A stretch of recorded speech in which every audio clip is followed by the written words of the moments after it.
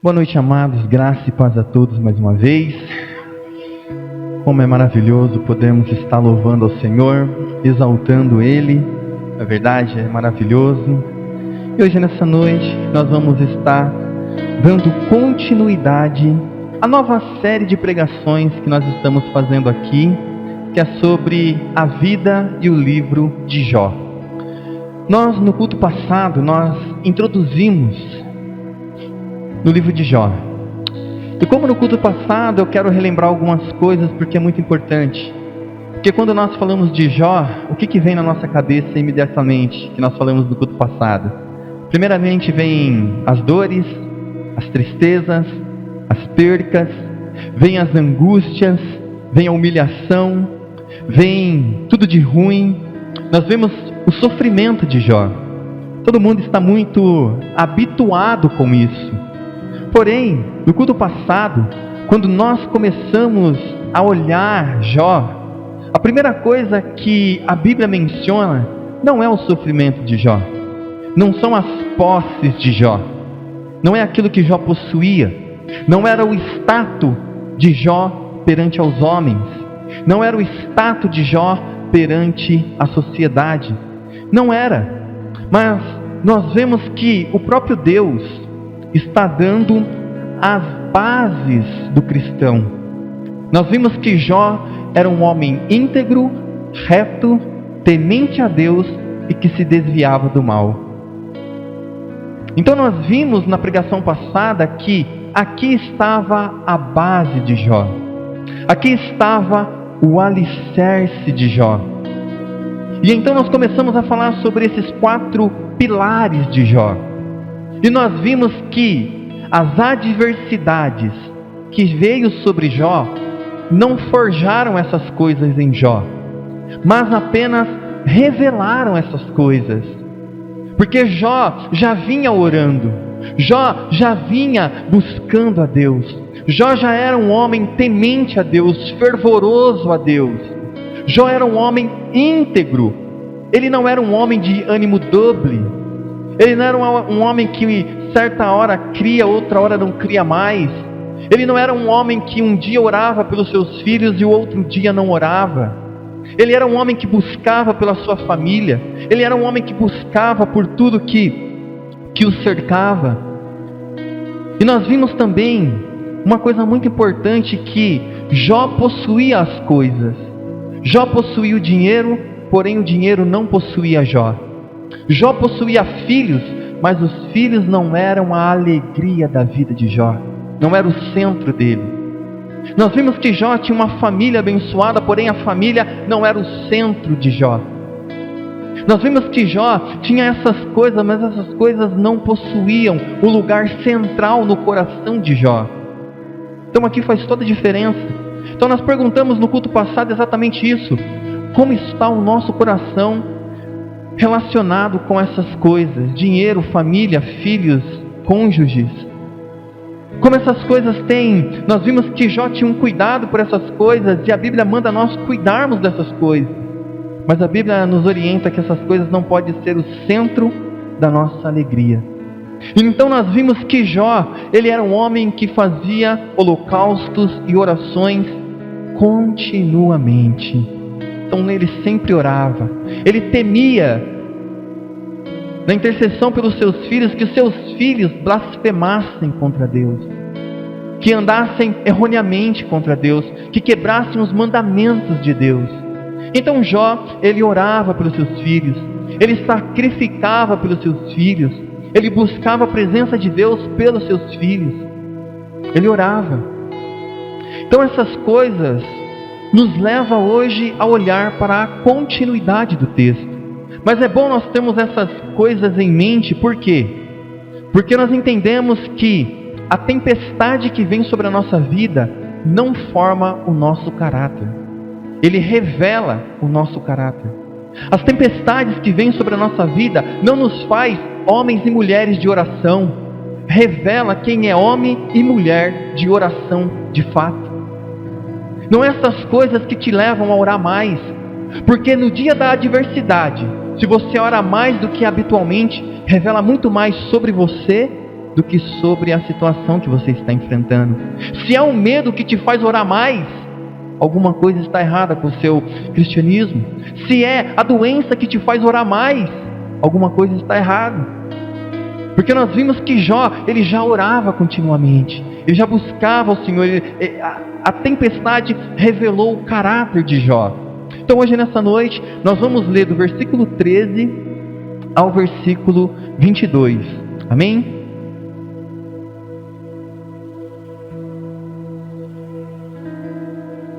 Versículo 13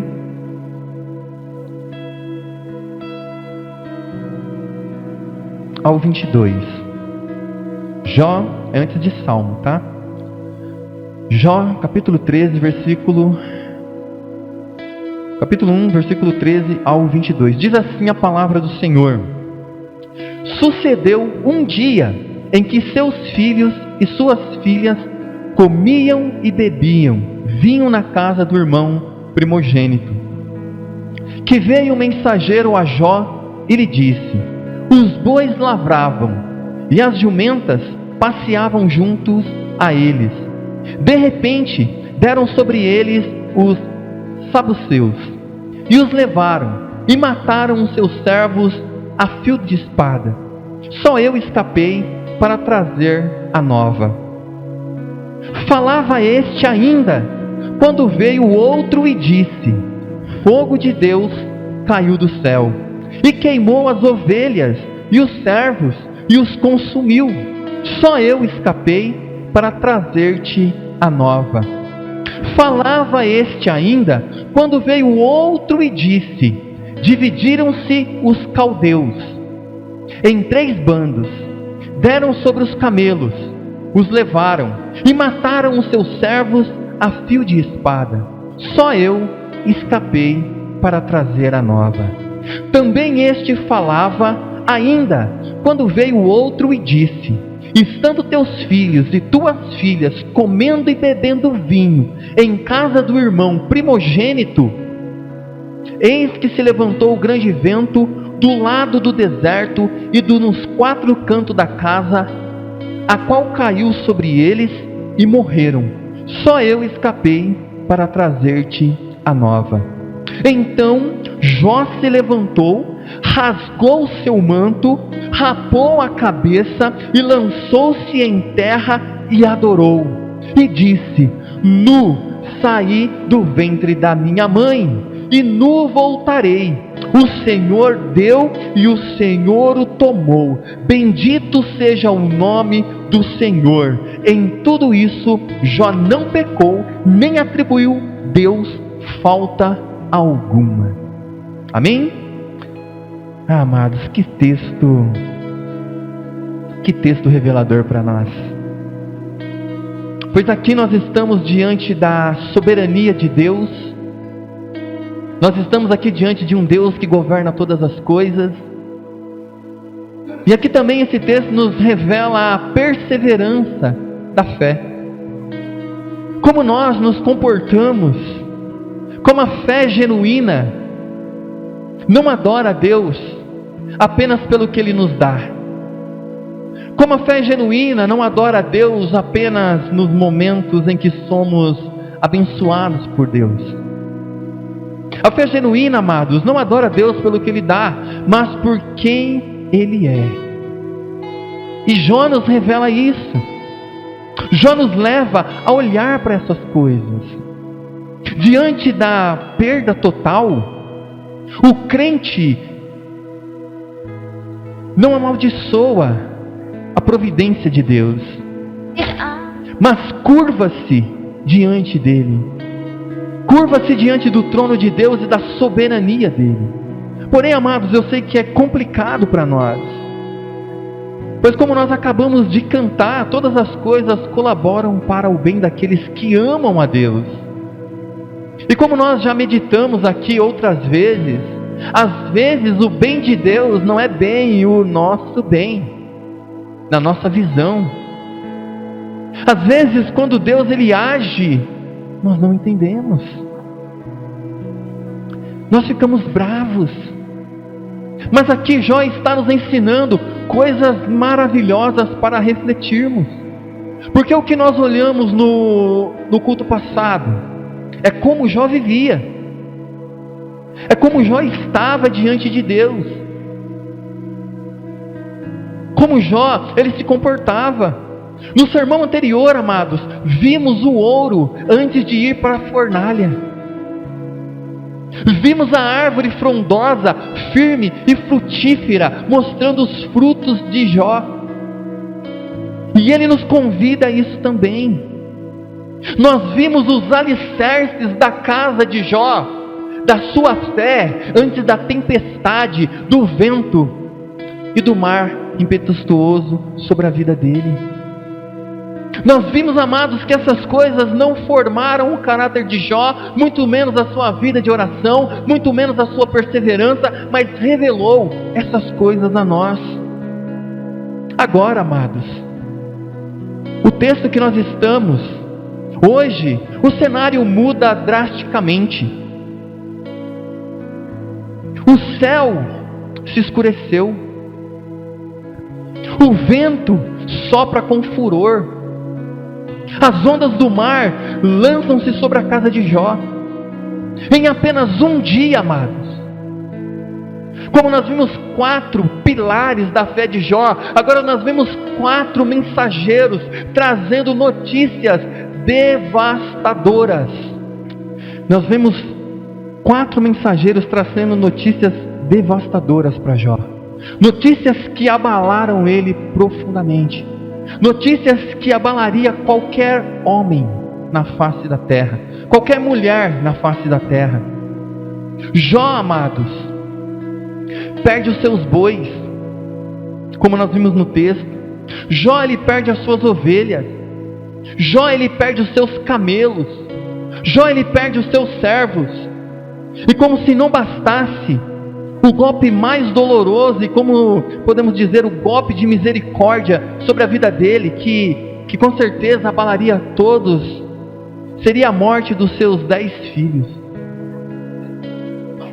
Jó, amados, o homem mais rico do Oriente no momento, torna-se o homem mais pobre naquele instante. O pai mais feliz, mais alegre, se torna o homem mais enlutado. Porque se perder um filho é duro, se a perca de um filho abala um ser humano, imagine você perder 10 filhos ao mesmo tempo em uma tragédia. E aqui então nós estamos diante desse homem, de homem mais rico ao homem mais pobre, de pai mais feliz ao pai mais triste e enlutado. Como reagir, amados, diante dessa situação? Como reagir diante dessas adversidades? Veja, não dava tempo de Jó raciocinar. Olha, roubaram os seus bois, levaram as suas ovelhas, mataram os seus servos. Veja que o dia mau para Jó chegou num dia comum. Os bois estavam lavrando, as ovelhas estavam no pasto, os pastores estavam cuidando das suas ovelhas, os seus filhos estavam almoçando na casa do irmão. Era um dia comum. Assim são os dias maus quando chegam em nossa vida. É um dia comum, é uma segunda-feira normal, é uma terça-feira normal, é um final de semana qualquer, quando a pior notícia chega em nossos lares. Você não espera, é no café da manhã, você está se preparando para tomar o café da manhã, você está se preparando para sair para o emprego, de repente o telefone toca e chega aquela notícia. De repente você está se preparando para dormir e de repente tudo desaba. Veja, não tem um dia certo, correto, não tem uma hora marcada, não tem um preparo para você. E Jó estava ali recebendo notícias ruins em cima de notícias ruins. E vamos se dizer assim, uma cada vez pior do que a outra. Imagina, se alguém chega, ó, sua empresa quebrou, agora você está falido. Não deu nem tempo dele pensar: poxa, como eu vou pagar as minhas contas? Como eu vou viver a partir de agora? Como eu vou sustentar os meus filhos? De repente chega: olha, acabaram de matar os seus servos. Aí o outro ainda estava falando, quando o outro chegou: olha, roubaram seus camelos. E o outro ainda estava falando, quando de repente chega: olha, seus filhos. Não deu nem tempo de Jó falar assim: o que houve com os meus filhos? Qual deles se acidentou? Qual deles? O que está acontecendo com cada um? Não, a notícia foi: os seus 10 filhos estão mortos.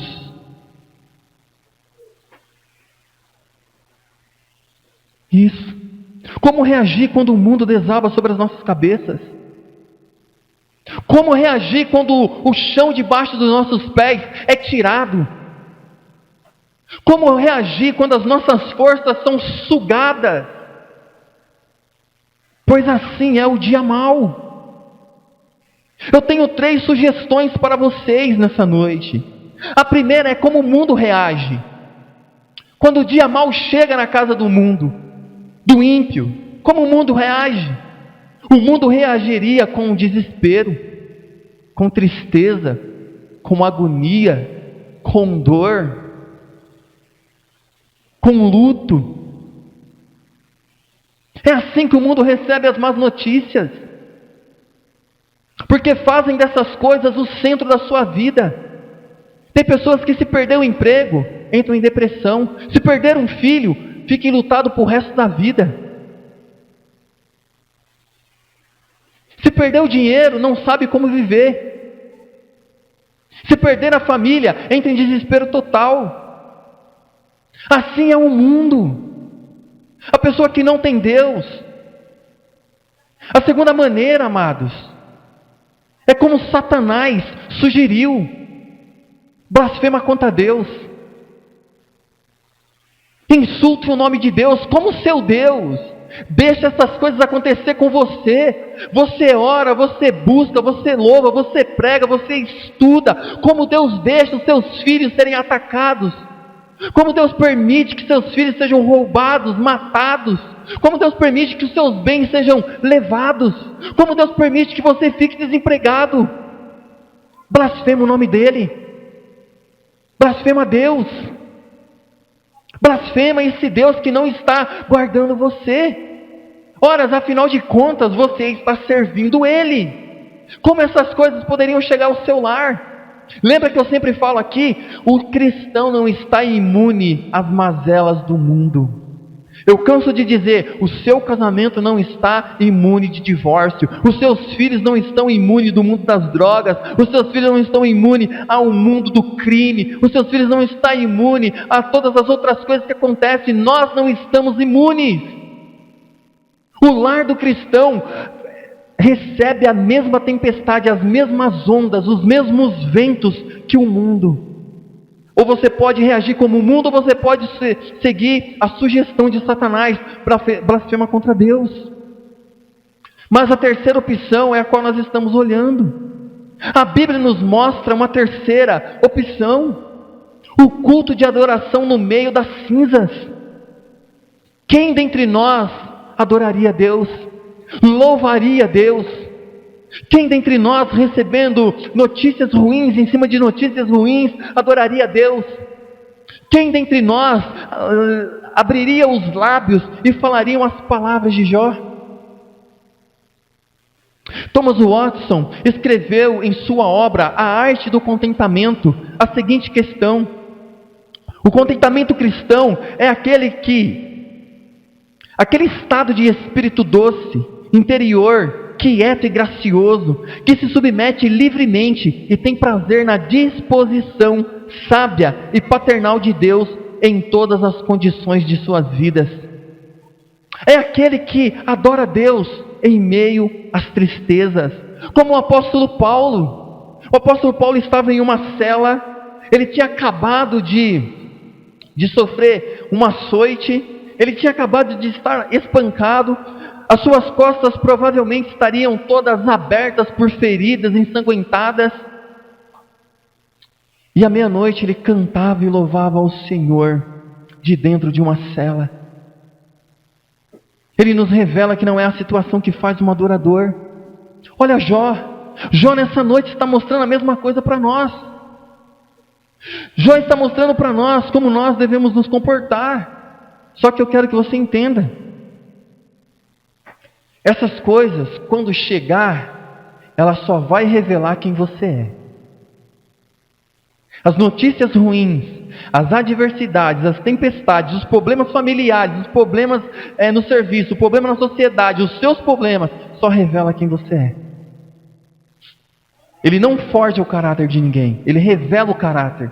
Como nós falamos no culto passado, tem um ditado popular que diz que a ocasião faz o ladrão.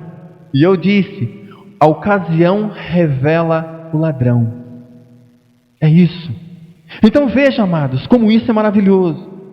Nós estamos aqui e devemos então analisar o texto e observar as marcas de uma fé que sobrevive à tempestade.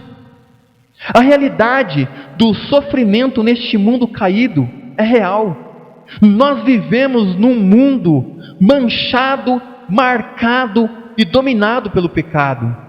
A tristeza, a dor, a agonia, tudo isso é real no nosso mundo. Nós não vivemos em um mundo utópico. Nós não vivemos numa utopia. Dores existem, sofrimento existe, coisas terríveis existem. E nós estamos vivendo neste mundo. Mas agora olha que interessante, como eu falei, o sofrimento, ele atinge o servo piedoso de Deus. O sofrimento adentra a nossa casa. O sofrimento alcança os nossos lares, a nossa família, o nosso emprego. O primeiro sermão, amados, nos garantiu que Jó era íntegro e reto. A pergunta que eu fiz é exatamente essa: quem nós éramos? Se Deus contasse a nossa história, como contou a de Jó.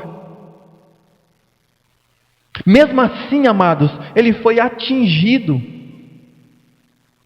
Veja, o sofrimento, a dor, não é porque nós estamos em pecado, não é porque nós erramos, não é porque nós deixamos de orar. O sofrimento, ele é real. Isso, amados, destrói muitas teologias que cercam a nossa geração. Por exemplo, isso destrói a teologia da prosperidade de nossos dias. O sofrimento não é necessariamente uma evidência do pecado do homem, mas muitas vezes é o cenário da glória de Deus. Nós temos a mania de olhar para o sofrimento e perguntar: para que isso está acontecendo? Por que isso está acontecendo? Por que essa coisa está vindo sobre mim? Mas nós deveríamos fazer uma outra pergunta: para que está acontecendo? Para que essa coisa está acontecendo? Como Deus será glorificado através desse sofrimento que eu estou passando? Como o meu sofrimento glorifica a Deus? Veja Jesus. Jesus estava sofrendo e foi até a morte de cruz. Mas como isso glorificou o seu Pai? A mesma coisa é sobre nós. Quando eu e você estamos passando por uma adversidade, um problema, uma angústia, nós devemos fazer a pergunta: por quê? Não é essa a pergunta, mas sim para quê? E dizer para Deus: eu não me importo de sofrer, desde que eu consiga ver a Tua glória em meio do meu sofrimento. Se o meu sofrimento glorifica o Teu nome, exalta o Teu nome, mostra o quanto Tu és cuidadoso ao meu respeito. Eu não me importo de sofrer, eu não me importo de perder filhos, eu não me importo de perder dinheiro, eu não me importo de perder emprego, eu não me importo de perder a saúde, desde que essas coisas mostrem ao mundo a Tua glória. Quando as pessoas olharem para isso, não vejam o meu sofrimento, mas vejam a Tua glória em meio ao meu sofrimento, em meio às minhas cinzas. É isso que Jó está mostrando para nós. Segundo, amados, a instrumentalidade do sofrimento. Nós não pensamos muito sobre isso. Como eu falei, a nossa geração foge do sofrimento. A igreja atual diz que não podemos sofrer. Se você está sofrendo algo, está errado com o seu cristianismo. É o que muitos ensinam nos dias de hoje. Mas como eu já falei aqui, ser cristão é um chamado ao sofrimento. Eu e você somos chamados a sofrer. Somos chamados a padecer por Cristo, isso é, morrer por Cristo, literalmente, sofrer pelo Evangelho. Então a instrumentalidade do sofrimento é importante nós entendermos. A tragédia veio por meio da maldade humana, saduceus e caldeus. E isso nos mostra, amados, que tudo está no controle de Deus. Não há nada que foge ao seu controle. Não há nenhum sofrimento que Deus não esteja no controle. Seja sofrimentos causados por homens, ou de catástrofes naturais, fogo do céu e vento do deserto, seja uma doença, seja um vírus, seja qualquer coisa da natureza, se nos afetou, é porque Deus também está no controle. Por trás de tudo isso, sabemos que havia a permissão soberana de Deus. Como nós lemos, o puritano, amados, não olha para as causas segundas, as circunstâncias, ele olha para a causa primeira, que é Deus. Não importa se o sofrimento é causado por homens maus, não importa se é saduceus ou se é caldeus, não importa qual é o sofrimento que o homem te causa, tudo que nós temos que sempre perguntar e nos lembrar é: Deus está no controle. Seja causas naturais como o fogo do céu ou o vento do deserto, Deus também está no controle de tudo isso. Deus usa essas coisas como instrumentos. Veja Jesus. Os homens mataram Jesus, açoitaram Jesus, traíram Jesus, abandonaram Jesus. Mas quando nós vemos lá em Atos, diz que tudo isso já era pré-ordenado por Deus. Mas ai por onde o sofrimento veio. É a mesma coisa, amados. João Calvino, ele diz assim: mesmo quando a terra está em confusão, Deus está no trono governando o mundo com perfeita sabedoria. O que nós temos que entender sempre é que Deus nunca está fora do controle. A pior notícia que chegou sobre a vida de Jó, Deus estava no controle. A pior notícia, no pior dia seu, Deus está no controle. Nós servimos um Deus soberano. O texto de Jó está nos revelando um Deus que é soberano e uma fé que é perseverante. Essas coisas se chocam e andam juntas. A reação humana diante da dor, nós devemos olhar dessas formas que eu falei. Mas olha que interessante. Então Jó se levantou, rasgou o seu manto, rapou a cabeça. A teologia reformada não promove o estoicismo. Jó, amados, não era uma estátua de gelo. Ele era um homem de carne e osso. Havia sentimentos nele. Havia medos nele. Assim como há em mim, também há em você. Não é super-homens. Não são super-mulheres. Mas a questão é que quando nós estamos íntegros diante de Deus, reto, buscando, quando nós estamos na presença de Deus, quando essas coisas vêm, revela quem nós somos. E Jó, amados, ele não era uma pedra de gelo. Não. Esse homem, ao receber essas notícias causaram impactos sentimentais, turbilhões de sentimentos, medos, confusões, com certeza. Mas o que nós vemos? A piedade, amados, não anula as lágrimas do piedoso. Olha Jesus. Jesus, ao chegar perto do túmulo de Lázaro, o que ele fez? Diga para mim o que ele fez. Ele chorou, dizendo para nós: olha, eu não vou me passar por forte. Eu tenho amor por um amigo. Eu sei o que é perder um amigo. Ele está mostrando a importância de um relacionamento com a outra pessoa. Amados, nós vamos chorar. Não é que quando a notícia ruim chegar nós não vamos chorar. Nós vamos chorar. Nós vamos nos abalar. Não é que nós somos insensíveis, não é isso. Jesus chorou mesmo sabendo que iria ressuscitar Lázaro. Consegue entender isso? Jesus, ele chorou, ele mostrou a sua dor, o seu sentimento de amizade, o seu sentimento de perca.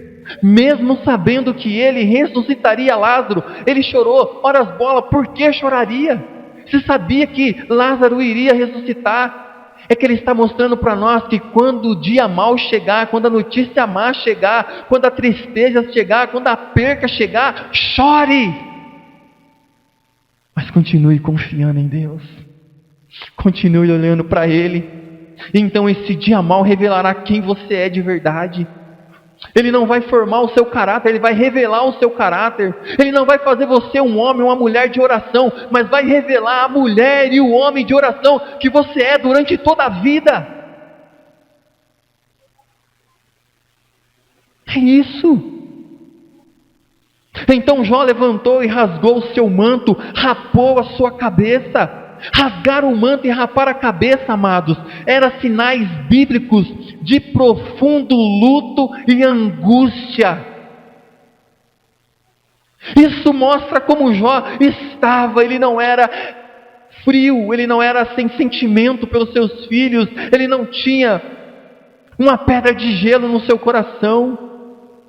O crente chora. O crente sente dor, a dor da perca, a dor da separação. A graça de Deus não destrói a nossa humanidade e os nossos sentimentos. Ela a santifica. Somos chamados a olhar como homens e mulheres de Deus. Porque tem pessoas que acham que não podemos chorar. Tem pessoas que acham que não podemos perder. Tem pessoas que acham que a gente vai ficar ali, firmes, duros, sustentando tudo. Não, há momentos de choro, há momentos de lágrimas. E isso não mostra que a sua fé é pequena. Isso não mostra que você está desesperado. Isso não mostra que você perdeu a fé em Deus. Só revela a santificação de tudo isso na sua e na minha vida. Somos homens. A graça de Deus não destrói os nossos sentimentos, as nossas emoções, como algumas pessoas pensam. É possível ter um coração despedaçado pela dor, pelo luto, pelo sofrimento, e ainda assim manter a alma submissa a Deus, crendo nele, confiando nele, não arredando o pé da presença dele, descansando totalmente e inteiramente nele.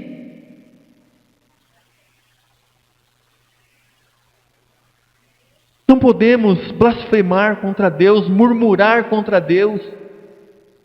Veja Jó. A atitude de um adorador em meio às cinzas, amados, não revela um homem duro, não revela um pai sem sentimento, não revela um homem que não estava enlutado, não revela um homem que não estava triste, não revela um homem que estava abalado com tudo aquilo que ele recebeu. Ele rasgou as suas vestes, ele rapou a sua cabeça. E aí vem algo maravilhoso, ele se lançou em terra e adorou a Deus. Amado, ele não só ajoelhou, ele abriu seus braços, colocou a sua testa no chão, o seu nariz de frente com o chão, a sua boca falava perto do pó da terra. Ele foi o mais baixo que um homem poderia ir, porque ele entende que é ali, na presença de Deus e na presença de mais ninguém, que ele encontrará a verdadeira adoração. Ele rasgou, ele ficou nu, ele não escondeu nada de Deus, ele rasgou as suas vestes, ele ficou nu na presença de Deus. Às vezes nós queremos esconder as emoções, os nossos medos, os nossos temores. Às vezes nós conseguimos esconder de um e de outro, mas Deus diz: eu te conheço, eu conheço o seu coração, não esconda nada de mim. Ele se lançou em terra e adorou. Esta é uma das frases mais impactantes de todas as escrituras, amados. Jó não caiu em terra para chutar o chão de revolta. Ele não ficou revoltado, mas ele caiu em terra para adorar a Deus. Adoração como refúgio. Adoração como refúgio, amados. Nós vemos isso nos Salmos o tempo todo. Quando não entendemos o que Deus está fazendo, nós nos apegamos a quem Deus é. Quando eu e você não entendem por que essas coisas acontecem, nós nos apegamos em quem Deus é. Nós lembramos do nosso Deus, sabemos que Ele sabe todas as coisas, que Ele está no controle de tudo e que nada escapa das suas mãos. Nós muitas das vezes não sabemos o caminho, mas descansamos no nosso guia. Muitas das vezes não entendemos a rota, mas descansamos naquele que está à frente. Adorar no sofrimento, amados, é clamar que Deus continua sendo bom. Porque muitas das pessoas começam a questionar Deus: por que o Senhor tirou? Por que o Senhor levou? Por que o Senhor não deu? Mas quando nós adoramos no meio do sofrimento, sem entender o porquê essas coisas estão acontecendo, é declarar que Deus continua sendo o mesmo, ontem, hoje e será eternamente. É declarar que Ele é bom o tempo todo, mesmo quando a nossa vida terrena está ruim, como a de Jó. O puritano John Flavel escreveu assim: a verdadeira adoração brilha mais intensamente quando o mundo ao nosso redor está em trevas. Amados, eu não sei quais as trevas que você está. Eu não sei, amados, mas nós precisamos descansar nesse Deus. Existe uma providência. Jó, ele diz algo maravilhoso. Jó, ele diz algo que impacta nossas vidas. Jó, ele diz: nu saí do ventre da minha mãe, e nu tornarei para lá. O Senhor deu, o Senhor tomou. Bendito seja o nome do Senhor. Nós lemos isso e não entendemos isso. Jó está falando para nós algo maravilhoso. Ele diz assim: olha, eu nasci nu, eu vim sem filho para o mundo, eu vim sem esposa para o mundo, eu vim sem emprego para o mundo, eu vim sem dinheiro, sem posse, sem riquezas. Tudo que eu tenho veio de Deus, é presente de Deus. E quantas das vezes, amados, nós nos esquecemos disso? Nós achamos que temos um bom emprego porque nós fomos capazes. Nós achamos que temos uma boa família porque você soube escolher bem. Nós achamos que temos bons filhos porque sabemos educá-los. Mas Jó diz algo maravilhoso. Ele diz: olha, eu vim nu do ventre da minha mãe, e eu vou morrer, e eu não vou levar nada. Eu não vou levar filho, eu não vou levar relacionamento, eu não vou levar nada. Tudo que eu tenho foi Deus que me deu. Jó via essas coisas como um presente de Deus. Ele via a família como um presente de Deus. Ele via sua esposa como um presente de Deus. Ele via seus filhos como um presente de Deus. Ele via as suas posses como um presente de Deus. A pergunta é: você vê essas coisas na sua vida como um presente de Deus? Ou você acha que você tem o que tem porque você lutou, batalhou e conquistou? Ou que você sabe administrar bem essas coisas? Não está no nosso controle. Jó está dizendo para nós: tem essas coisas como presente de Deus. Presente é algo dado, não é algo conquistado.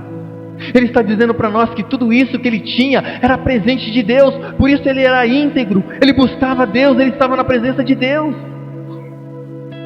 E ele entendeu que quando Deus tirou essas coisas,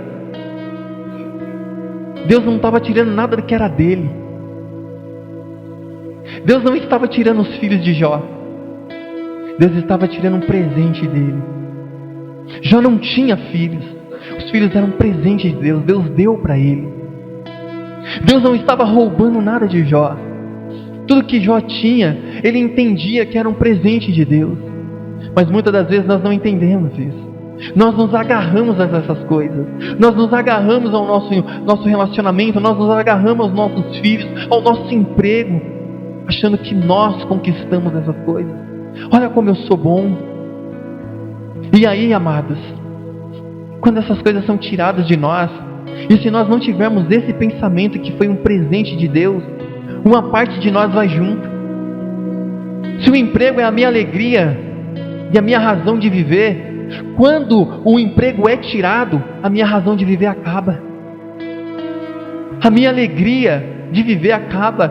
A minha segurança e estabilidade acabam. Quando Deus tira os filhos de Jó, se os filhos fossem o centro da vida de Jó,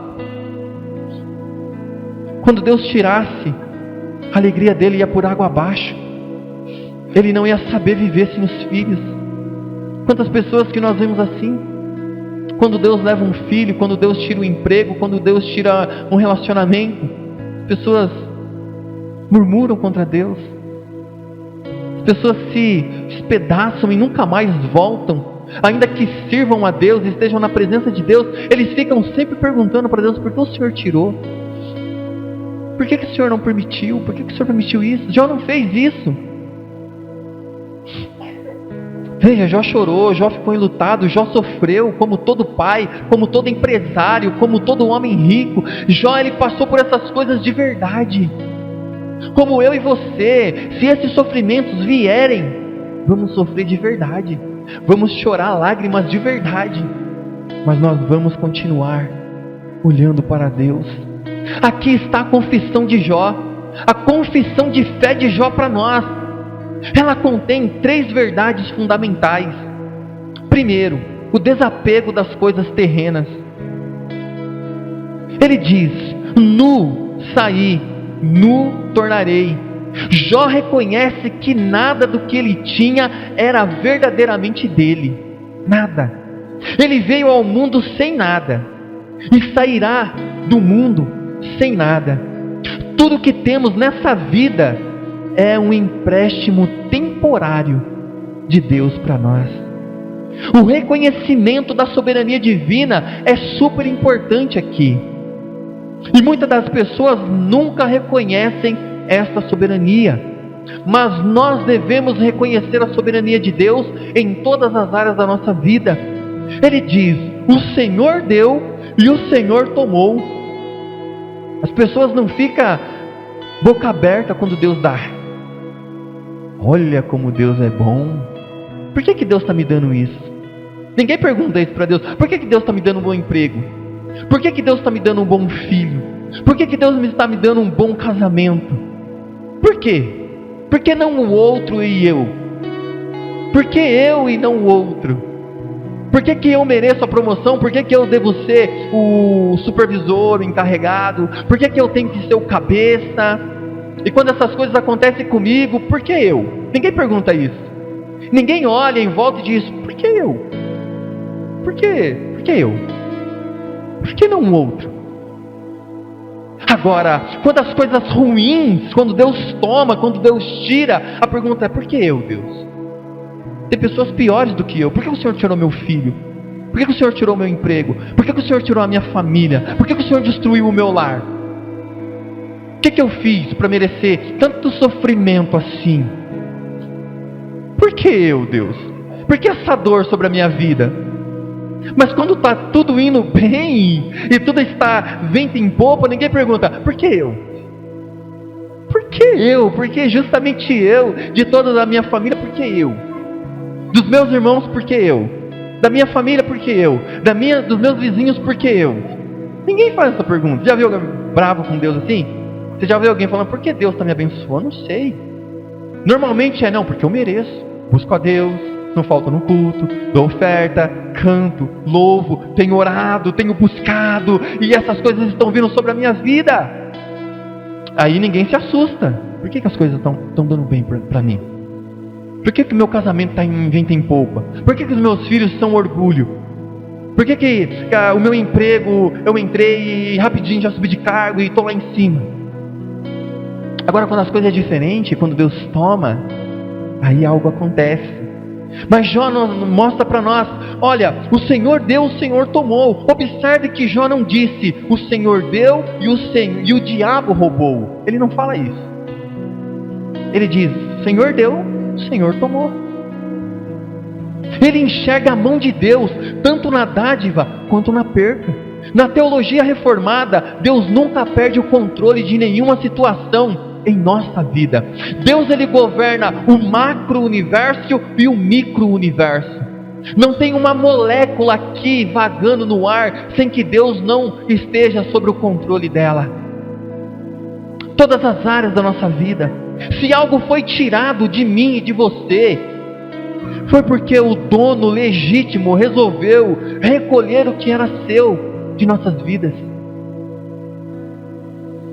Agora, amado, a coisa mais importante ainda é o louvor incondicional. Como eu falei, nós estamos condicionados a louvar a Deus quando Ele está nos abençoando. Mas aqui, Jó mostra para nós que o louvor verdadeiro, a adoração verdadeira, é quando ela não está condicionada à situação que nos cerca. Bendito seja o nome do Senhor. Bendito quando dá, bendito quando tira, bendito quando abre a mão e abençoa, bendito quando fecha a mão e nenhuma bênção vem, bendito quando restaura alguma situação, e bendito é quando Ele não restaura situação nenhuma. Eu tenho orado, tenho clamado, e começa aquela luta com Deus. Glorifica a Deus, adore a Deus incondicionalmente. Está agindo? Glória a Deus. Não está agindo? Glória a Deus. Adorar a Deus incondicionalmente é a coisa mais importante que temos que aprender com Jó nessa noite. Adorar o nome do Senhor. A adoração de Jó não dependia do inventário de seus bens, das suas posses, da sua posição, mas sim da imutabilidade do caráter do Deus que ele servia. Nós temos um Deus imutável, que é bom o tempo todo. E o tempo todo Deus é bom. Mesmo quando nós não vemos essa bondade, porque nós somos muitas das vezes levados a olhar de uma forma terrível para Deus. Mas o versículo 22, amados, encerra este capítulo com um selo de aprovação divina. Em tudo isso, não pecou Jó, nem atribuiu a Deus falta alguma. E aqui, amados, é maravilhoso. Satanás perdeu o primeiro round dessa luta. Ele apostou que Jó amaldiçoaria a Deus na sua face, quando Deus tirasse tudo que Jó possuía. E talvez Satanás tenha perdido o primeiro round em nossas vidas também, porque muitas coisas talvez foram tiradas da nossa vida. Talvez muitas coisas serão tiradas de nós, mas Jó está mostrando para nós como nós devemos nos comportar. Ele está mostrando para nós, Ele está revelando o nosso coração, Ele está revelando quem nós somos. Ele apostou que Jó amaldiçoaria a Deus, mas Jó abençoou a Deus nas cinzas. A fé que Deus planta no coração dos seus eleitos, da sua igreja, é resistente a tempestades, porque ela não está baseada em benefícios terrenos, mas na graça soberana. John Owen, ele escreveu assim: nossas afeições devem ser fixadas em Deus mesmo, e não apenas nas suas bênçãos, se quisermos permanecer firmes no dia da provação. Então aqui, amados, está o segundo capítulo dessa história.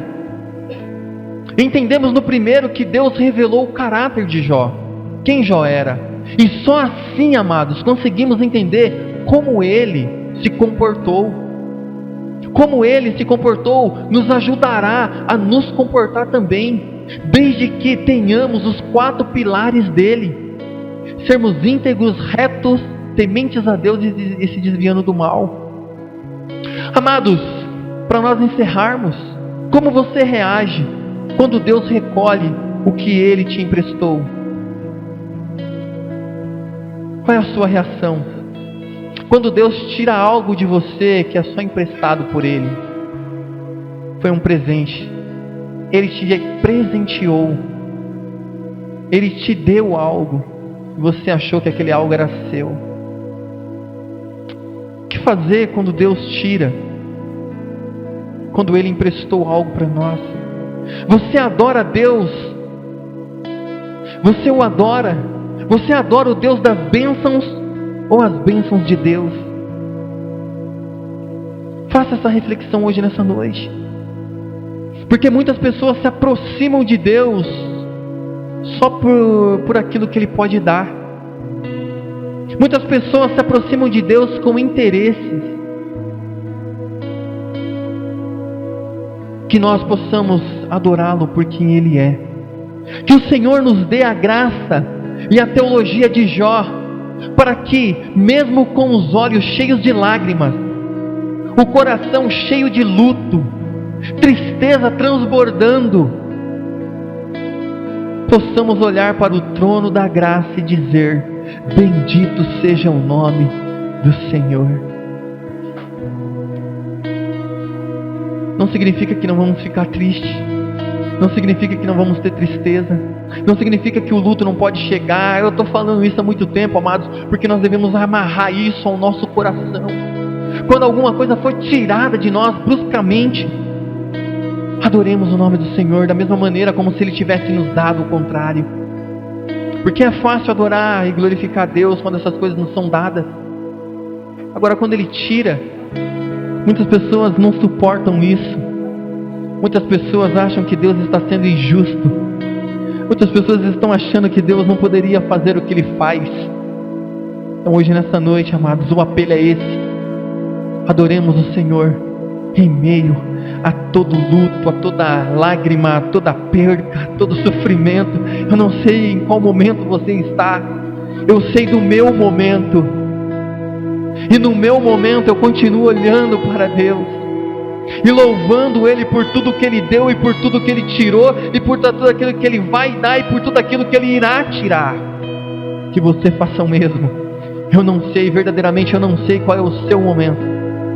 Eu só sei que eu e você servimos o mesmo Deus. E hoje nessa noite Ele está nos dando essa base de fé. Uma fé madura, uma fé que não negocia com Deus, uma fé que descansa nesse Deus. E claro que lá no final, tenho certeza que nós falaremos como Jó: eu sei que o meu Redentor vive e em breve se levantará em nosso favor. Amém? Vamos louvar, vamos orar a Deus e agradecê-lo por esta noite.